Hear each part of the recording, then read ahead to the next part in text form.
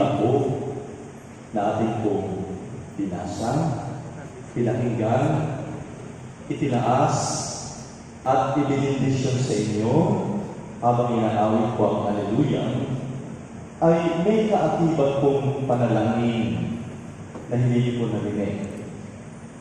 Ang panalangin pong kasabay po ito habang ibinindisyon ko po sa Ebanghelyo na sana po'y nakatayo, sana kayo po. Hindi naman po mapipigil ng nakaupo ang pag-ibindisyon. Ano po?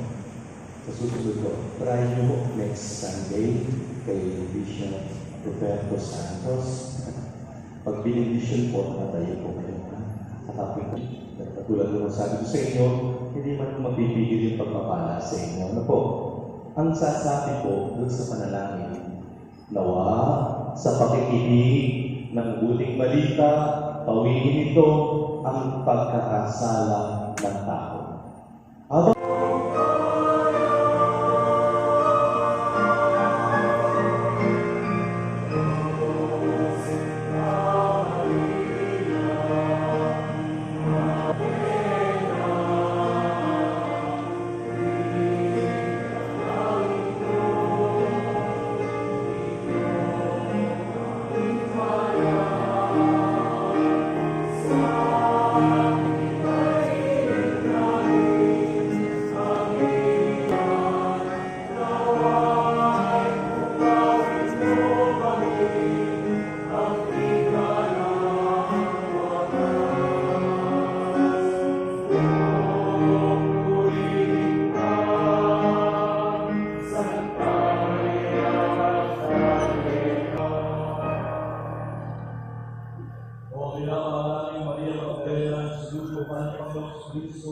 upang ipahayag ang mabuting balita ng kanyang pagkabuhay at ang dulot ng kaligtasan sa lahat ng tao.